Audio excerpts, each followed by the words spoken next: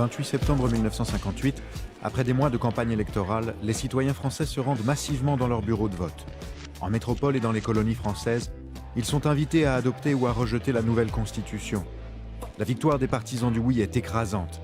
Près de 80% des votants s'expriment en faveur de cette 5e République.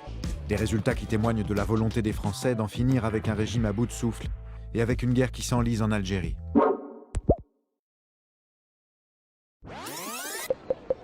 En 1958, la France est présidée par René Coty. La Seconde Guerre mondiale est finie depuis plus de 10 ans et les Français ont recommencé à vivre. Car le goût de la musique ravage les foules. De là la fortune des jukebox qui débite en tranches du rock'n'roll à volonté.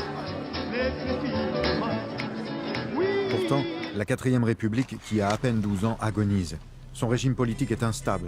Les gouvernements n'en finissent plus de se succéder et rares sont ceux qui tiennent plus de 6 mois.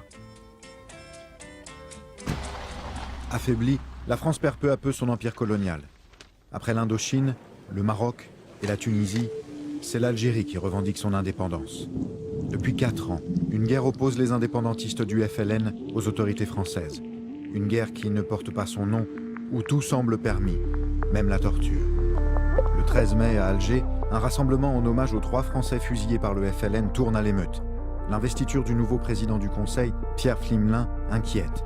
On dit qu'il veut négocier avec le FLN. Il faut protéger l'Algérie française. La foule envahit le bâtiment du gouvernement général et le met à sac. Les dissidents forment un comité de salut public et demandent au général Massu de le diriger. Tout ce qui se passe à Alger se dégage une impression d'extrême confusion. L'émeute tourne à l'insurrection. Dans les jours qui suivent, l'agitation grandit et les manifestations éclatent dans tout le pays.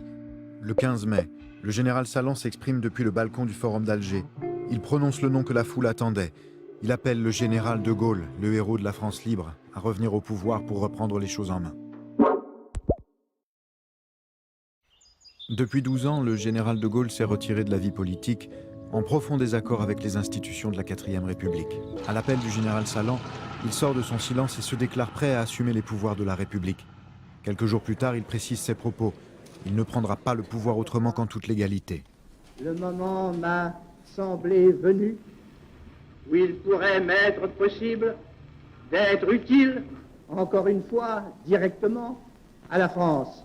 À Paris, la tension est vive. Les généraux d'Alger menacent de mener une opération de parachutage sur la capitale si De Gaulle n'est pas investi. La rumeur parle d'un putsch de l'armée. Il est presque superflu d'abord de dire que l'inquiétude est générale. En conséquence, j'ai présenté ma démission. Le 28 mai, le président Coty, qui redoute la guerre civile, demande au général de Gaulle de former un gouvernement. Pour les gaullistes, l'homme providentiel est de retour, l'Algérie française est sauvée. Pour l'opposition, c'est un coup d'État. Le jour même, plus de 200 000 manifestants se rassemblent à Paris pour protester contre son retour. Le 1er juin, l'Assemblée nationale investit le général de Gaulle à 329 voix contre 224. Il devient ainsi le dernier président du Conseil de la 4e République. Le lendemain, les députés lui octroient les pleins pouvoirs, comme il l'avait demandé, pour qu'il puisse rédiger une nouvelle constitution. Le nouveau texte devra cependant être approuvé par référendum. De Gaulle entre alors en campagne et enchaîne discours et déclarations pour convaincre les Français de lui faire confiance.